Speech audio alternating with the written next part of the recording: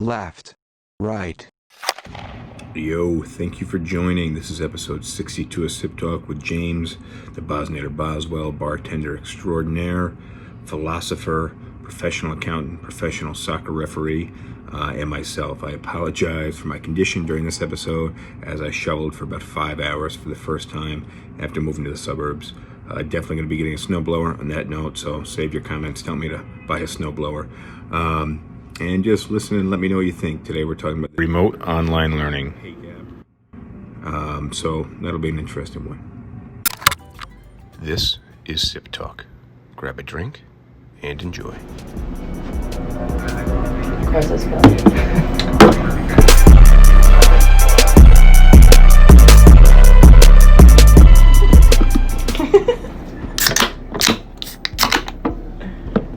Cheers. Cheers. Cheers.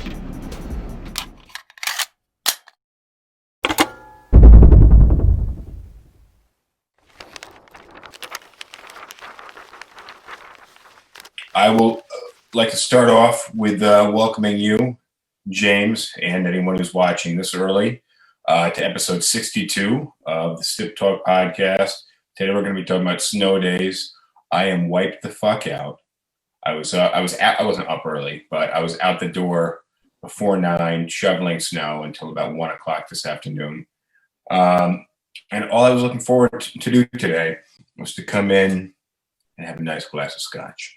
So, cheers the fuck to us for drinking regularly and celebrating that. And how much snow did you get? So I think we got about 14 inches where I am now. So I shoveled this snow, but it was heavy ass snow, and it got closer, like in the high 30s today. So the snow started to melt a little bit, and right now, if you look, there's about 6 inches, and there's some massive drifts. So I don't know. Big change from New York City, where I owned one shovel. I think we talked about this the other day. One shovel I used to shovel out the motorcycle.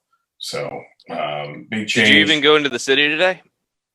No way. I couldn't. There was no getting down the driveway until this place was shoveled out. So that's that. But yeah, I didn't go in. I didn't declare a snow day because I didn't feel like there was any reason to. I couldn't get in. If I was still in Manhattan, I would have gone down to the office, taken the subway, taken the cab, walked, and I would have done business. Or I would have worked from home, which a lot of people already do, which is why I want to give the title of this podcast, No More Snow Days Ever.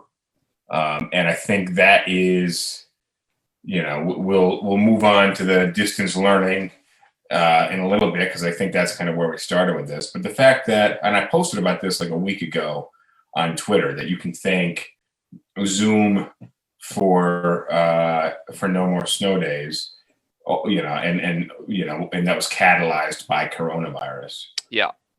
Which what's wild is how Zoom is such a popular thing now. We're talking across the Zoom platform, but it's, we're effectively Skyping each other via Zoom.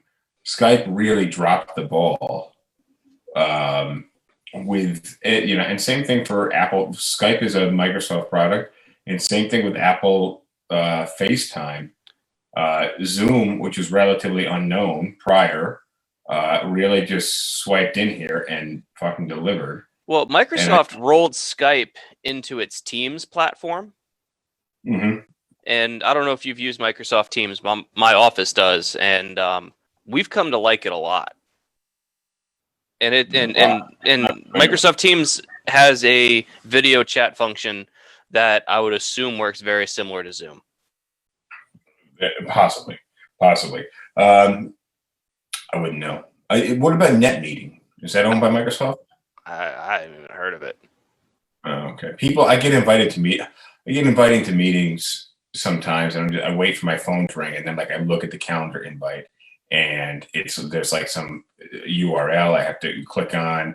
Then I got to download something, and I download it, then I got to set it up, and then I got to sign up for it.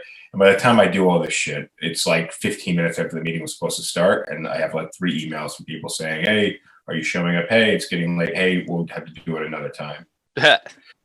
So, and that's happening multiple times. Speaking of which, Do you know what I just did about an hour before we jumped online? Because I was racing back to the house. I drove by the entrance to the house again. Remember I told you I drove by this it time the it other was under day? a whole bunch of snow, so you got an excuse there. I did it yesterday, and I did it again just an hour ago. So this is, you tell a cab driver I'm going to 63rd and West End, or you're going to 75th and Lexington, like they just take you. There's no overshooting shit, and you can get pissed as hell at them if they're at the wrong place. All right, I want to get into this distance learning. How about we start off by talking about how great snow days were? Well, snow days are awesome because they're awesome if you have a stay-at-home parent, or in your case, your parents were both teachers, so usually when you got a snow day, they did as well, right? Most of the time, my mom was a college professor, so the Siena College very rarely had a campus-wide policy where like the entire campus would be closed. So it would usually be on the individual professors to decide whether or not they wanted to cancel class in a day. So I don't know how my mom made the decision, but when I was in school, basically we would just check our emails in the morning to see if that particular professor said, yeah, I'm not coming in today. My dad was a public school teacher, so generally if my school was canceled, his probably was too. He also lived in the mountains, so it was tough for him to get to the school, which is what I didn't officially close the office today, but I was stuck here until I could shovel my way out of here. So, and I'm not really on a mountain. Yeah. No, I'm not in the mountain. But snow days were great. And back in the day, you used to have to watch the news channels. You'd have to wake up like an hour before you normally would to watch the channel and watch, the bottom scroll and wait for your district to come up. Yeah, alphabetically. So you would have to wait school. And if you missed it, or like if you were just getting ready and it was about to show up, but then like, you look down or something. Or it went to an ad break. Yeah. Or a commercial. And then you're just like, oh shit! I gotta. And you're literally on the edge of your seat, especially the kid. You're on the edge of your seat to see if your school is closed. And then when it is, if it's early enough, like if you're high school, you can be like, fuck this, I'm going back to sleep. Or you just head like right out the door and you just like start playing out in the snow, which I think you just go sledding and make snowman, and it's just a day where you get to just do all the fun things that involve snow. And then, like, you go inside and you make cookies and watch TV, and like all your friends are also free. So if you happen to live close to somebody, now you're just hanging out with all your friends. Yeah, I love snow days, and snow days might have been the best single thing about being a kid was getting a snow day. And now they're gone. Because any teacher can set up an internet connection and teach the fuck out of their kids and just keep that information flowing screen to screen despite the snow. So let me tell you, if I were a parent and I had kids and it's a snow day, so let's just assume it's back to normal non-COVID things where you're normally in the school every day. And it happens to be, the school's closed because it's a snow day. And the teacher in the school says, yeah, but we're not doing snow days. You're expected to log into Zoom. I'm going to look at my kids and I'm going to say, screw that. There's this thing before you were even alive called a snow day where you didn't have to do anything school related. Get the sleds. We're going outside. It's just, it's crazy to think about the things that will no longer exist. And that's a huge loss for kids. Well, yes, it is. I was thinking about this a little while ago. It was downtime. The TV was on. I was on my phone. I was using two phones and an iPad simultaneously, the three of them, comparing vehicles. So I had the different specs of the vehicle across the three screens, and the TV was on. And somebody on the TV was talking about like just, you're waiting for somebody to call and you're just bored and you're waiting, you're anticipating. And I was like, but back in the day, you had nothing to do but sit and focus on that anticipation, and it would drive you mad. Now, yes, you get anxious, but you have like back in the day, you would take a crap, you'd be like, fuck, I'm bored of let me grab a shampoo magazine. You're lucky if you got a magazine, but if you had nothing, you grab a shampoo bottle. Now people, taking their iPad, and I go, in the public bathroom in my office, I hear people like conducting meetings, while they're taking a shit. And I'm just like, oh God. Oh. Speaking of anticipation, do you remember Mr. Lee's snow dance? I don't.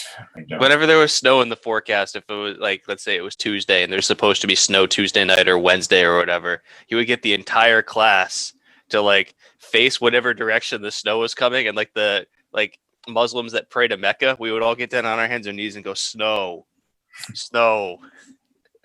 And I remember when it was snowing during the day. So let's say we went into school and like it didn't start snowing until like 8 or 9 o'clock, so we were already there. Mm-hmm. I remember in high school, somebody figured out that if they were going to let school out early because the roads are going to get too bad later on in the day, that the cafeteria would not start making lunches. Aha, yeah. So there would always be a spy that would be walking by like the cafeteria to see if the lunch ladies were making lunch or whatever. And if it got too late enough in the day where like they'd have to start or otherwise lunch wouldn't be ready, we're like, it's 10 o'clock, guys. They haven't started making lunch yet. That means we're going home early. Yeah, that's exactly what it meant. That's exactly what it meant. But of course, it wouldn't. And then as soon as we found out they were making lunches, everybody in the school just got depressed for the rest of the day. Sure, but also once you found out that they hadn't started making lunch, the day went to shit. And nobody did any work. It's like, all right, we're going home soon. And nobody learned shit. So, but snow days are a relic of the past. And there's a lot of things that like people are just. I thought this a while back. So yeah, you're not going to have that downtime where you have literally nothing to do. Like you don't have a TV in your room. You don't have an iPhone or an iPad or computer in your room. You might have a radio in your room. You're okay. Yeah. And your parents are watching the news on the living room TV. And the one TV in the household. The one. Yeah. Yeah. I mean, I guess we had a couple, but not. But a lot of people grew up, a lot of people our age, when they grew up, the house had one TV. Yeah, and it wasn't because TVs were that expensive, but it was because like, why would you need more than one TV? Like, You didn't do back in the day at 10 o'clock at night or sometimes at midnight. The TV would just go to static. Like they didn't have enough shows to keep, sending the message. Either be static or some infomercial. Well, yeah, infomercials, and that infomercials progressed. So that's another thing people aren't going to remember. Back in the day when the TV just went off. Yeah, or a test pattern. Yeah, exactly. And that was it. That was it. What are you drinking over there? I am drinking the second can of the Edmunds Oast Sour Rainbow Sherbet, which is just an incredible beer. So, speaking of beer, I told you I couldn't remember what it was that I drank in France. And I love this beer. I spent so much time trying to find it. I thought I found it the other day. I thought it was this beer called La Fin du Monde, but I just had this weird doubt in my mind that it wasn't that. And what was it? And it wasn't. And it didn't feel right. I told you it wasn't. It was a beer called Grimbergen. And I've had it once since, and that was at Harlem Public, which typically throws interesting beer on tap. But it was a beer called Grimbergen. I don't know too much about it. I wouldn't know where to find it locally. But it was a great beer. Oh, I see. I found it. So, but the La Fin du Monde, La Fin du Monde sounded a little funny to me because they have it at Harlem Public a lot. So it didn't seem right. And then there's a new restaurant in Brooklyn that just opened up a month ago called Fin du Monde, which I don't know what that means, but end of the world. Okay, and it looked like a cool restaurant, which is where in Brooklyn. It looked like a cool restaurant. It's in Brooklyn. So Brooklyn is where you build cool restaurants. You don't always build cool restaurants in Manhattan unless you know it's going to work.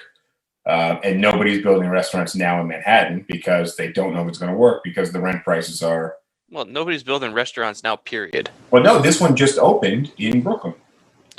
Okay. So, bold move. See if it works out. But that's it. La Fin du Monde was drinking the other night. Grimbergen is the one I've been looking for years. Tonight I've been dreaming of a nice peaty scotch all day long. I got Talisker. It was a gift from one of the agents, Kazi. He bought it for me, and he was in a college dorm at the time, and his roommate drank half the bottle because you're in a dorm. And he's like, that's and I'm sure his roommate probably hated it, but yeah, he would drink fucking Everclear, when you're in college. So Oh yeah, don't do that. yeah, exactly. So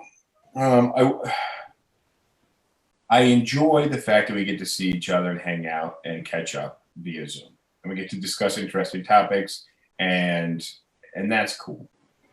But it's not the same as something in person. And I think when it comes to learning, an online course is the information's there a lot of the time, but what you miss is that connection. Mm-hmm. And sometimes for a teacher to be an effective teacher, they have to have that connection with the students. When I know when I give a meeting in our office, I'm always watching the different people. And I mean, you can do that when you have 17 people on Zoom squares across. It's not the same, though. It's not the same.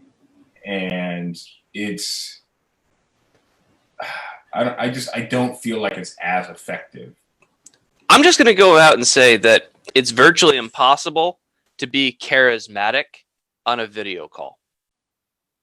Well, with as many people as you have on the receiving end also, because you just can't connect with people.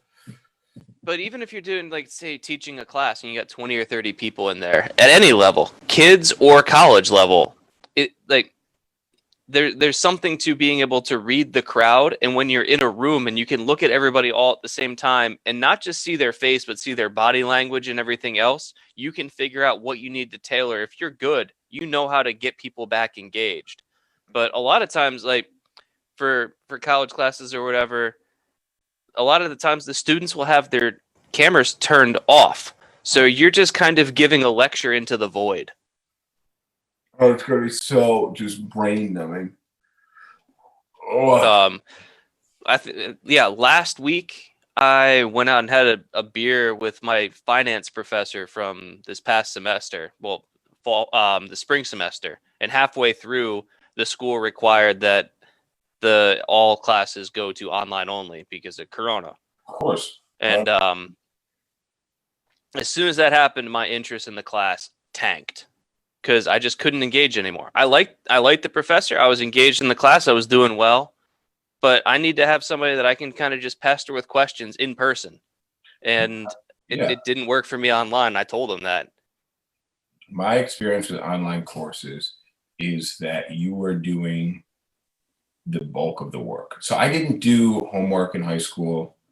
I didn't study in high school. I did do like the reports, but I didn't do like, Monday night's homework is, read chapter 3 and answer the questions. And I just figured like, that'll bring my A-, B+ down to a C+, B-, because I'm just not getting the points for the homework. But as long as I paid attention in class, I would learn enough to pass the tests.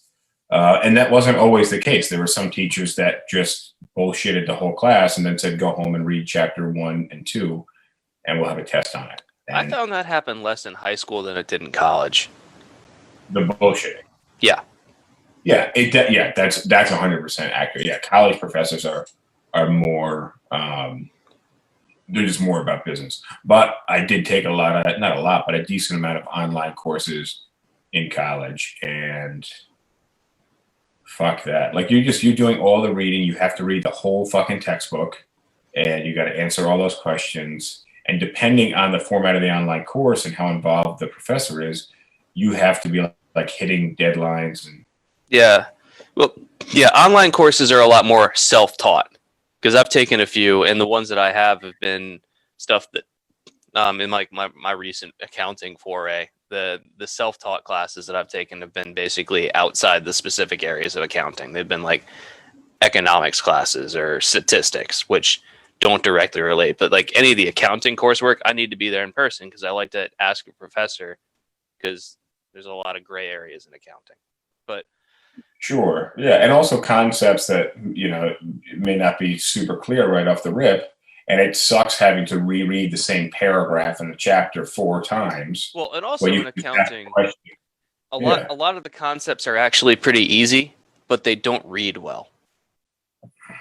Where if you have a professor to say, hey, here's a scenario, here's how we sketch it out and everything, you're like, oh, that makes total sense. But when you read the way it's explained in the textbook, I'm like, I never would have gotten that. So I helped a friend of mine with I don't even know it was an advanced Excel. It was just an Excel course. And I can't remember what it was, a college course. I don't remember what they used, like Blackboard or something like that. Yeah, that's one of them. Is that something? Yeah. That's an online learning system. Yeah. Yeah. And I basically took the course and I got through like the first 2 or 3 chapters and then realized everything I was doing was completely wrong. And at this point, like, I'm a procrastinator. So I had told my friend I would help out.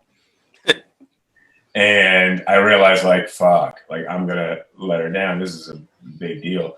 So I actually had to outsource someone. And I think I paid like $50 a chapter because I use Excel every day. Excel's an amazing program. It is, but I couldn't. And it's like, it wasn't that much more complex than anything I was doing on a regular basis. I just couldn't follow the textbook and then apply it with the instructions that were there. And the way they're like, read pages 1, 2, 3, 6, and 7. And then, you're going to complete assignment A24, A27, A29. And you're going to use the selection from A26 and apply that to A28. And at this point, I'm just like I'm making a fucking chart trying to figure this shit out. We should have made the chart in Excel. Yeah, I should have made the chart in Excel. But it made me feel retarded.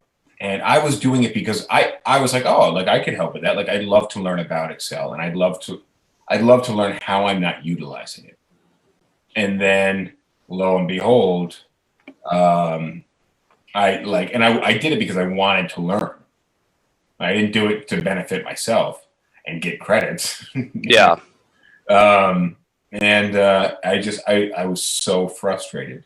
So, and I love doing stuff and learning but not that way, not in the construct of the school system and doing things their way. It was fucking miserable. Yeah, with Excel, what I've found, since obviously in the accounting world I use it all the time, the best thing to do is just find something that you want to find a task that you want the Excel to do, and then just start Googling and see the ways that people do it. And that's a way for you to learn how to use new formulas and everything. Because 2 years ago when I started off at this firm, I didn't know how to use Excel beyond like the most basic stuff. But now, like, I'm doing pivot tables and like VLOOKUPs and ifs, like if statements, so that way I can like reference stuff off of a different sheet and get it all to feed in together. And like, it's something where each one of those little tasks I've gotten good at by just playing around with it and trying to see how much can I automate. Yeah, and I think that's I don't know. Excel is cool, and that's really kind of geeky of us. But it is. It's great software. Well, in my finance class, one of the things that my professor talked about was, he said, if you don't get anything else from this class, because he presented a lot of his stuff in Excel and he showed us how to do all the different calculations in Excel. And he said, if you get nothing else from this class, just know that the best skill you can possibly have is being good with Excel. Well, that is a good skill. I do like image editing in Microsoft Word. So I love Microsoft Word. I think it's I do not like Microsoft Word. I mean, I have to use it, but there's a lot of things that happen with it that just don't make sense to me. Yeah, well, that too. Let's talk a little bit more about the distance learning and how shitty that is. Did you have to chat with an Alexa prize social bot? No, Okay. that was What? Alexa. That was Well, Alexa. What does she want? She wanted to ask. She just asked me if I wanted to chat with an award-winning Alexa-enabled social bot, and basically you're just kind of training AI to dupe humans. No, thanks, Amazon. You pay somebody to do that. It's they're not going to pay anybody for shit. They're going to. Oh, on a side note, on the Amazon topic, so there's this rumor that everyone talks about how like in Amazon warehouses the workers don't have enough time to even go to the bathroom, so like they have to like pee in bottles or something. Yeah. So one of my friends lives up in Colombia, and her roommate is she works in an Amazon warehouse, and so I said, "Hey, is that roommate? Is that rumor true?" And she said, "Oh yeah, totally. Like 100% true. You don't have you only get 5 minutes to go to the bathroom in a mile-long warehouse. It might take you 5 minutes just to get to the bathroom." Oh, for real? For real? Yeah. Fuck, I thought you were gonna say that's bullshit. And No, I wasn't. I didn't know. I figured I'm gonna ask someone who works there. They would, and they're not gonna lie to me. I mean, I stood up in the middle of our live podcast, which is about drinking, so give me a break. And I said, I got to take a piss. I'll be right back. Right, but to actually go to the bathroom takes you maybe a minute. But if you have to walk 5 to 10 minutes to get to the bathroom, Yeah. Well, but just think, like, imagine being like a city bus driver, or a train driver in the MTA. Like, you don't get to piss, man. Like, that's what like. It's yeah, but you gonna probably stop don't. a bus full of people and be like, "Excuse me, guys, I gotta take a crap. So if you guys could just, it'll be 5, 6, maybe 10 minutes, but probably 5. I'll aim for 4, but just hang tight, guys." So, Or you can clear out the first row, and this will be done in a minute and a half. you can what? Clear out the first seats, and I'll be done in a minute and a half. Did I tell you about the Starbucks? Somebody shit at the Starbucks the other day.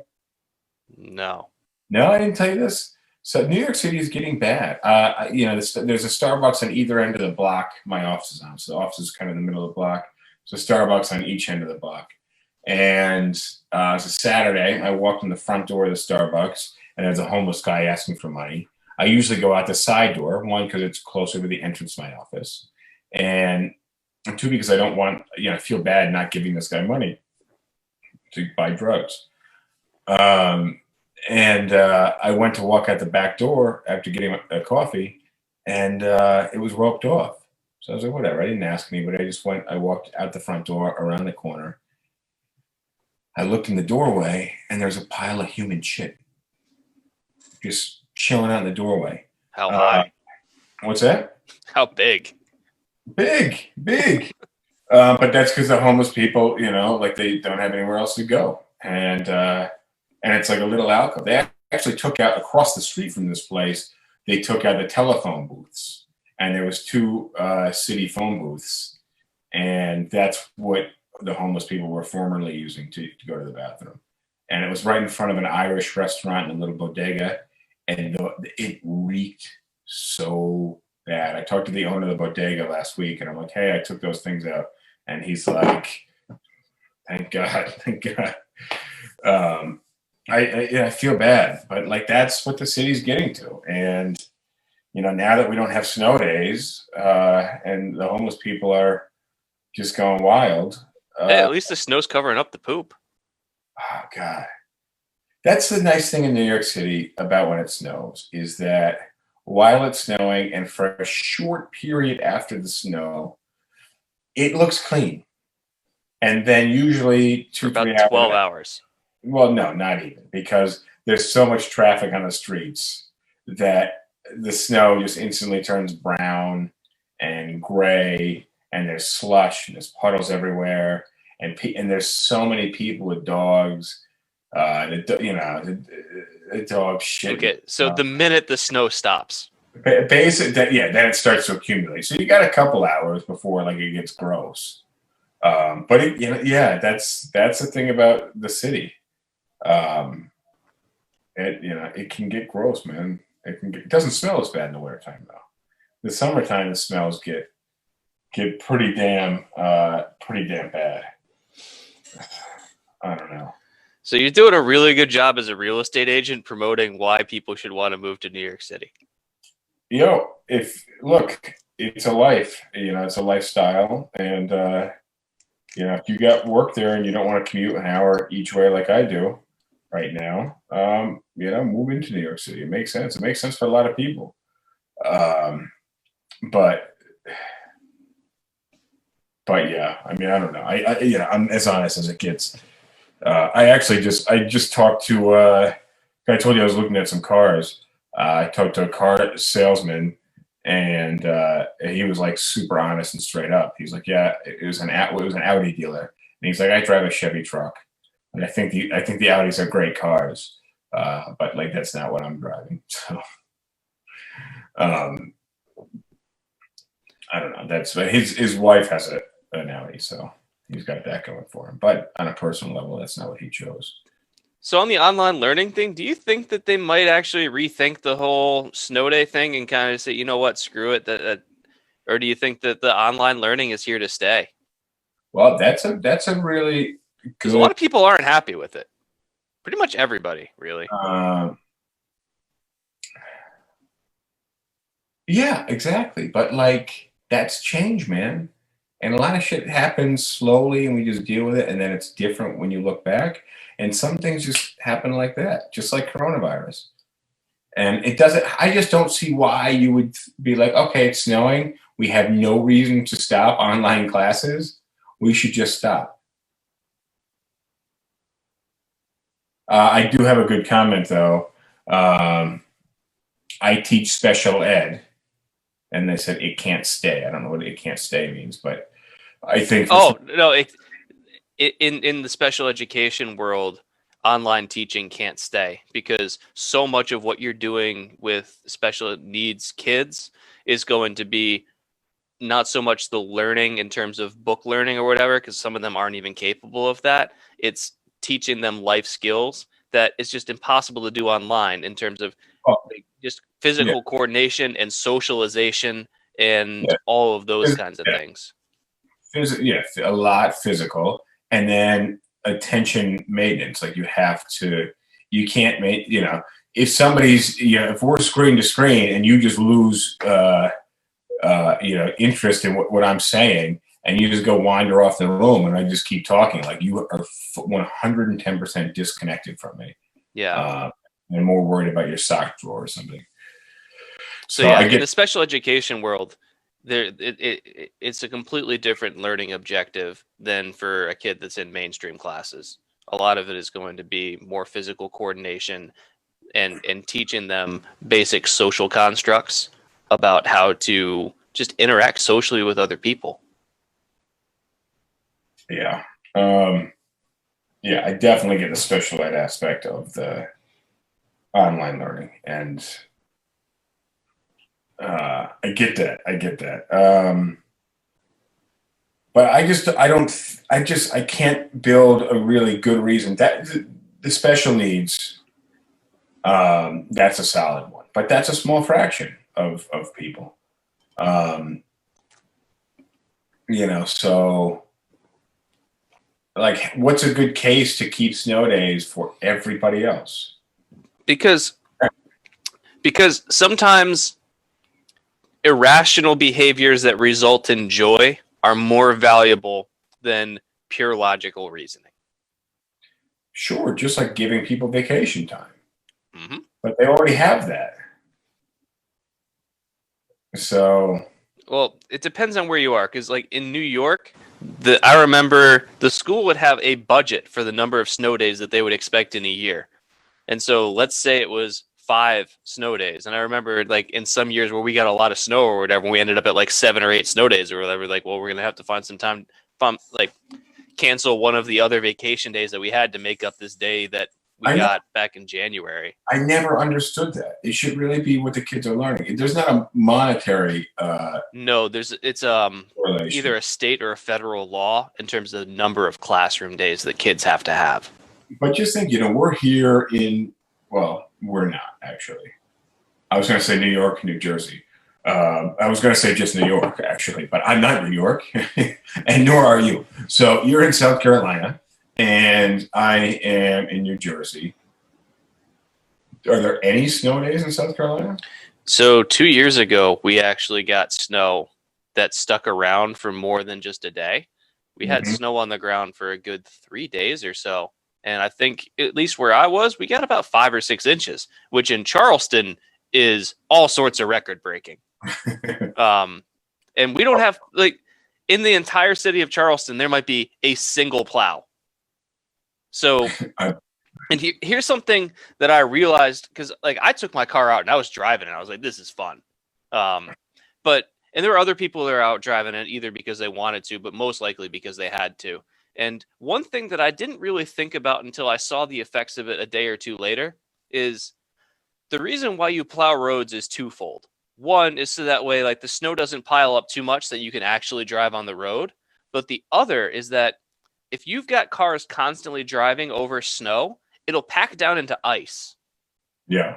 And the ice will not go away for some time because ice melts a lot slower than snow because it's so much more dense. And so all these people were driving on these roads and 3 inches, 4 inches, 5 inches pile up, and it just keeps compacted down.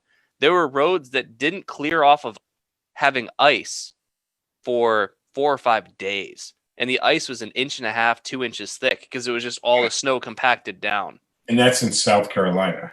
Yeah, that was super rare. But yeah, the schools were out for about a week because of that. And that would have been one in New York. It would have either been maybe one day. It would have either been a half day or 1 day where you had off. Whereas down here, it was a week. And I could understand it because pretty much all the roads were a sheet of ice. I've got a picture of me standing in the middle of Interstate 526. And there are no cars in any direction. And it's just white everywhere.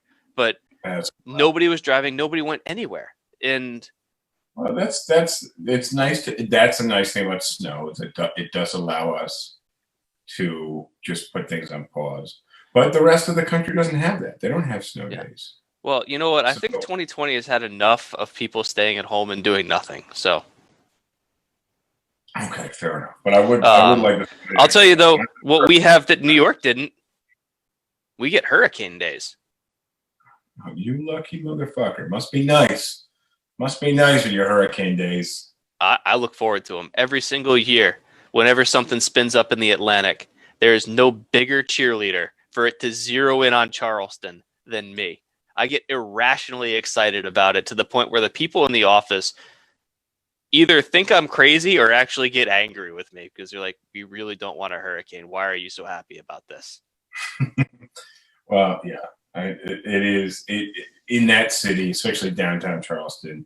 It can be very detrimental, and it's shitty for the people that are negatively affected.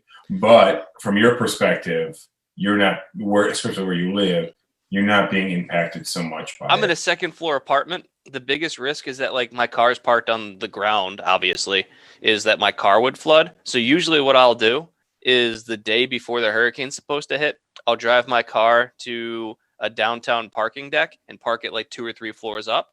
Because it's not going to flood to 15 or 20 feet. So I'll park my car 2 or 3 floors up, and then I'll take an Uber back. And then if I need to get around, I've got my bike. And during the hurricane, there's not really anywhere to go anyways because there's trees down everywhere and, like, stuff's just flying all over the place. So you're not going anywhere for 2 or 3 days. And then once things calm down, I'll go and pick up my car again. Usually the parking garages have, like, free parking anyways because no employees or whatever because the whole city shuts down and evacuates. But even if I had to pay $20 or $30 to park my car somewhere as, like, temporary flood insurance. But yeah, I'm in a second floor apartment. My apartment's not going to flood. The worst that could happen would be a tree comes through the roof and, like, yeah, then we've got issues. Yeah. Or if it's time to get a new car, you could let your car flood and, insurance would help you pick a new one up. That was one other thing you said. There's only one plow probably in your county. I was shoveling today, and plow after plow after plow kept going by. And I don't know any plow people yet. I wanted to get a plow for my truck, but I haven't had an opportunity to do that yet. And I just wanted one of these guys to like slow down and be like, hey, like it's $100, and I'll take over for you. And nobody slowed down. And there was, every truck that went by this morning must have had a plow on it. So I don't know. Yeah. But yeah, we've had snow days before. We've had ice days too, where sometimes it gets cold enough because, again, none of our stuff is designed with freezing temperatures in mind. So, like the Ravenel Bridge, the big bridge from downtown Charleston to Mount Pleasant, it's got these giant cable suspensions. Yeah. And there was one time where we had an ice storm, and so the ice froze on the cables, and the cables hang over the actual road deck. Yeah. And so the icicles would start breaking off and actually landed on cars that are doing like 70 miles an hour, which could legitimately hurt somebody. So they shut down the entire bridge until all the ice fell off the cables. And if you built that same bridge in a northern environment, you'd probably engineer it differently so that the cables don't hang directly over the road deck. But here it doesn't matter because it's so rare that stuff freezes. Yeah, true. I just want to give an observation I had this morning. I've never had a gravel driveway. I now have a gravel driveway. Okay. And to me, I think it would just be easier if I let the grass grow through it. One, because gravel is dusty as fuck. So I'd rather just have like grass and dirt that you drive over. Two, this morning when I'm trying to shovel, I was picking up shovelfuls of fucking rocks and just throwing them into the lawn, which I will in a few months have to mow. So I'm basically, just throwing projectiles into the lawn. It was like, wow, gravel is such a bad thing to make a driveway out of. To me, it didn't make any sense. And I don't think that gravel driveway is going to be something that I have for too long, because that was really shitty. And the other thing is, like, I need to learn a better way to shovel. I had a push shovel, and then I had like a kind of scooping shovel, and I was doing a bit of both. But the snow got really heavy, so either option ended up just being a shitty option, and now I have a broken back.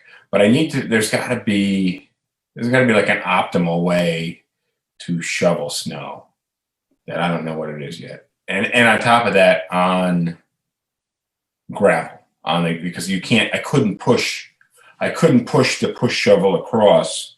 Because it would just catch the gravel. It kept catching like a big chunk of gravel, like a 2 or 3 inch rock, and then just come to a stop. And I basically propel myself over. So I don't know. Snow isn't something I've interacted with that much over the last few years. So here I am, shoveling away. Nice thing is, though, I left a case of beer outside, and last night I had a nice fire going to the fireplace. I had a case of beer outside. I could just step back out of the back patio, stick my hand in there, pop open a beer. It was ice cold.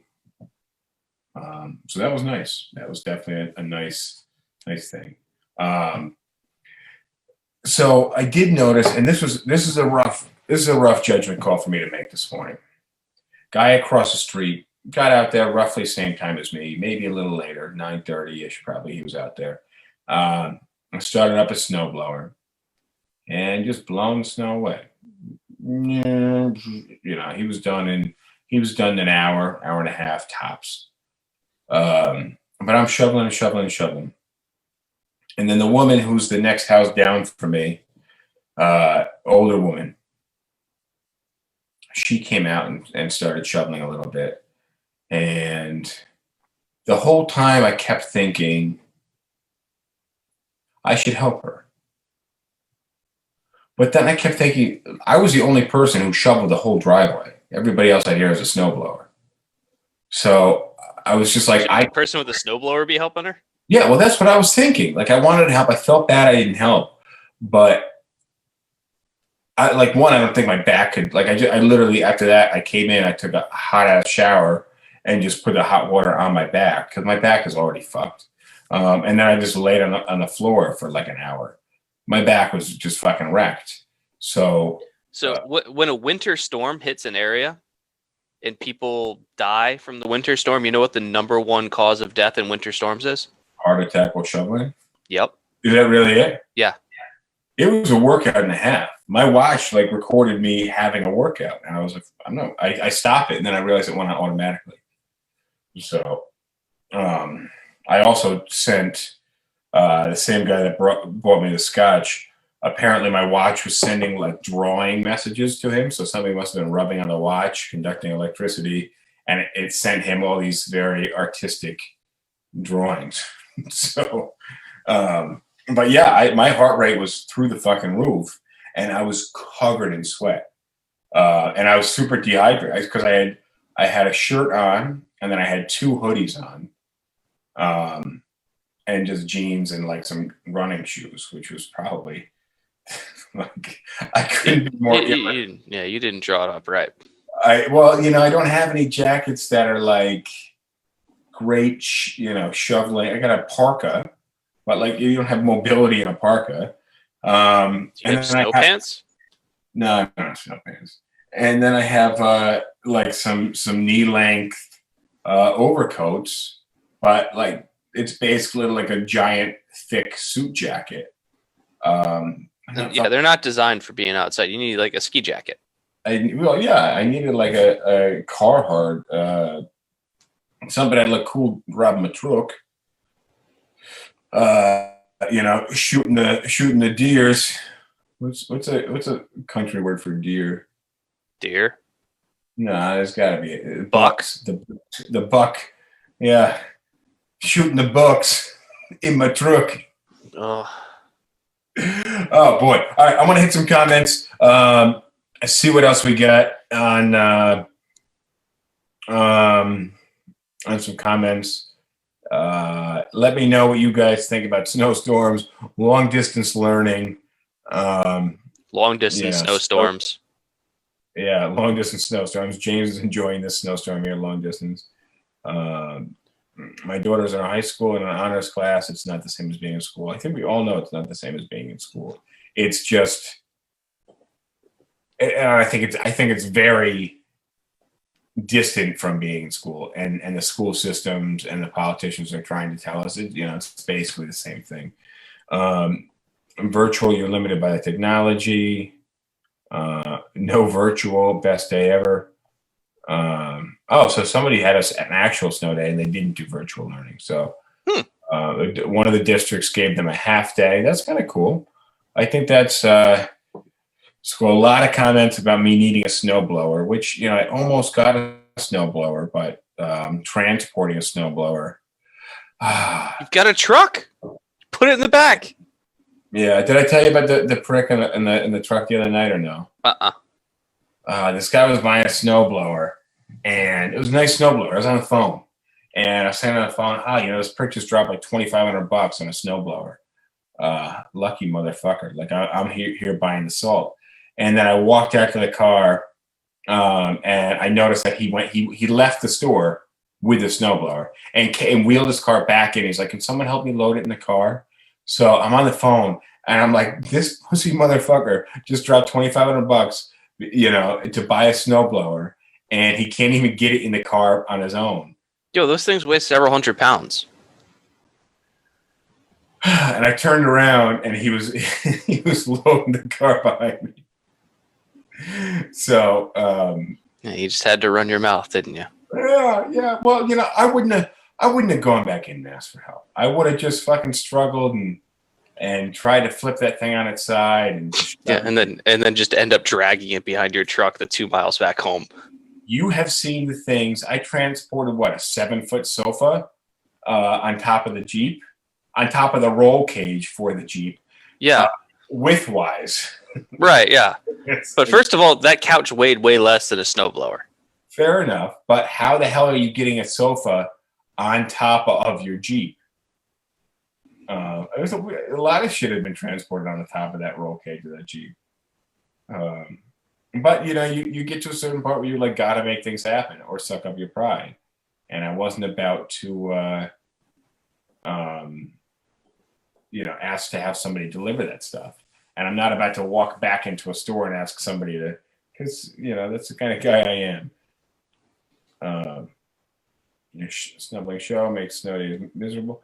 But it was a nice day. I worked my ass off this morning, and then I came in. I had some nice soup. Got a little breakfast break in the morning. I came back in for lunch. I had some soup. I took a little nap on the floor, and then I made some cookies because that's what you do. So that was a day. Anything else that you think we should include on our Snow Days Are Gone podcast? Because it sounds like they're going to be, and that sucks.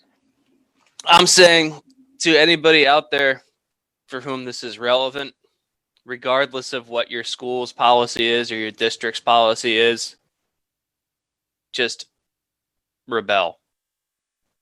Employ the snow day regardless. Even if you're supposed to be in online classes, I don't know, internet's down today. Can't make it. Sorry. That's it. Yeah, I like that rebel option. Just, I think it's because if enough kids don't show up to class, the teacher's like, oh, there's normally like 25 kids here. I got like 6. What am I going to, how can I teach a lesson and say, all right, 6 kids got it. I'm going to have to reteach this the next day anyways. If enough people just say, fuck this, we're not doing it. I know who those 6 kids would be. Like, I can think of a few of them going back in my mind. Like, I know what kids would be. Without naming any names, the girl that had the locker directly next to yours would be one of them. She would be there. Yeah, she's a very nice girl, but very much into her education. I think she went on and studied a lot more after high school too. I think she became an engineer or something. I'm sure she's doing fine. She would have been there, and a few other people, and that was not me. These people are probably leaps and bounds smarter than me. Probably 401ks and solid money, but that's not for me. The amount of learning and dedication. Can't put a price on fun. School was something I was not dedicated to, and I was lucky enough to have been smart enough to have passed. And not by a hair. So I was lucky with that. But grades don't really matter. If you're going for a scholarship, grades matter.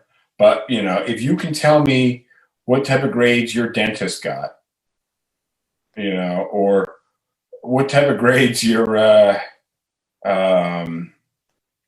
mechanic got, was probably not as good as a dentist, but none of that matters. Even for the, I would say dentistry, and being a mechanic require like a similar level of kind of smarts. I don't agree at all. Well, which are you very good at doing? Neither, but. Exactly. So I can tell you to be a good mechanic, and we're not just talking, you only work on like Fords. You work on Mercedes, you work on Audi, you work on Toyota, you work on Buick. And, and you got to troubleshoot stuff. So here's what I'll say to back off of my point a little bit and support yours a little bit is the very best mechanics, the ones that really understand cars and can kind of fix anything, they probably have similar intelligence and knowledge to a dentist. But the barrier for entry of a mechanic is so much lower than dentists, where to be a dentist, first of all, you're basically going through med school because I had a friend who was going through to do dental school, and his first year, they didn't even really talk about dentistry, because the idea is you need to understand the anatomy of the entire body, because just because you're dealing with this doesn't mean that it might not have an effect somewhere else that you need to be aware of. So it's med school, and then at some point they kind of branch out and you do something different. But I get. Oh, I know. To be able to even get into a dental school requires good grades, and then once you're there, it's hard and it's intense and it's just as hard as med school. It's just different. Whereas the barriers to entry to mechanics is like, can you pass the interview and can you learn on the job? To become truly excellent, you are going to have the critical thinking skills and be able to retain knowledge and learn more about cars than just what you've been taught. Also, yeah, but also dropping out of high school, you know, and that takes a lot of commitment. Like you have to commit to your future as a mechanic by dropping out of high school. But no, I think you're going to make a lot more money as a dentist. But I definitely think they take a lot of similar amounts of kind of mental bandwidth and the top mechanics do, and processing power to be a mechanic and a dentist. But there's a vast difference in pay scale, and there's a vast difference in the overhead, you know, or the barriers that it takes to get there. But I would think a very good mechanic is using their brain in a very similar way to a dentist. Right. And what I'm saying is that you might only see that in the top 2 or 5% of mechanics, but you're going to see that in 80 to 90% of dentists. Sure. Well, yeah. I mean, you're right. And there's a lot of mechanics that are high school dropouts that go and they change brakes and they change oil and they change brakes and they change oil. And there's nothing wrong with that. No, of course not. I think that's a great skill to have. And it's a good career. But I think the mechanic that like you drive your car into the shop and like you don't know what it is and it needs work and it needs a tune up and you're doing this diagnostic to figure out what it is and having that intuition and knowing where to start and taking guesses and not wasting your time and just being and fixing something and doing it once rather than fixing it and it not fully take and then you got to bring the car back. Being a good mechanic, I think, it takes a lot of skill. Right, and that's where I'm saying those are the top 2 to 5% of mechanics. Yeah. Whereas that's the top 80 to 90% of dentists. You'd have to be a pretty terrible dentist to what? So, to not have the critical thinking skills and not be able to do anything more than just the simple stuff. But well, I think there are a lot. I think there are a lot of people, especially in the medical field, less so probably in the legal field. But I think that just get by on just book smarts, and then when they lose that constructive school, they just coast, and they're not getting any better, and they're just simply straight by the book. And when things change in 15 years, they are not a very good dentist anymore. Yeah, same thing in mechanics world because cars are changing all the time too.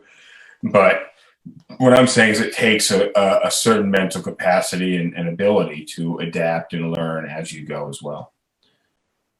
Yeah, and that's probably more true of doctors than it is lawyers, just because I think it's less prevalent in the legal field that you can kind of just get away with doing the same thing day in, day out, because every case is different.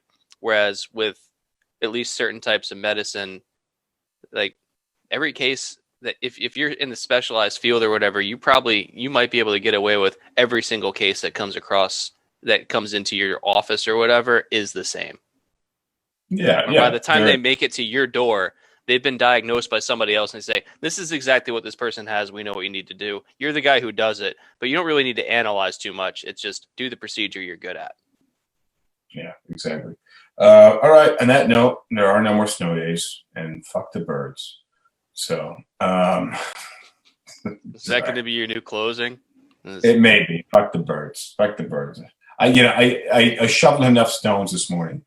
So if I could have killed a lot of birds in even numbers.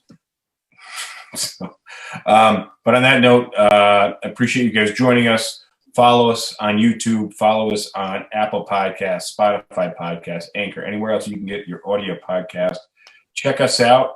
Make some comments. Let us know what you want to hear about next, because that is probably the one thing we struggle with the most is figuring out what direction we want to take, what we want to add. And we love interesting and not just interesting topics, but the ones that are difficult to talk about.